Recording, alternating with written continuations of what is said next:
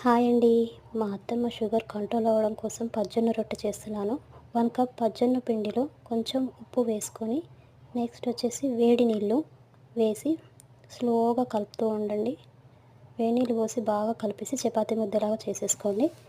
చపాతీ ముద్దని చిన్న చిన్న ముద్దల్లాగా చేసి ఇలా చేయితో ఒత్తుకున్నాక నెక్స్ట్ కోలతోటి చపాతీలాగా తాల్చడమే. ఇలా తాల్చినాక నెక్స్ట్ ఈ చపాతీని పెనం బాగా వేడయ్యాక చపాతీ దాని మీద వేసేసి చేయితో ఇలా తిప్పుతూ ఉండాలి. నెక్స్ట్ బాగా కాలేదాకా తిప్పుతున్నాక ఇలా రెడీ అవుతుంది. నెక్స్ట్ సర్వ్ చేసుకోవడమే. పాలకూర పప్పుతో పజ్జొన్న రొట్టె టేస్టీగా ఉంటుంది. ఇంకో చపాతీ అని అడుగుతారు పిల్లలు.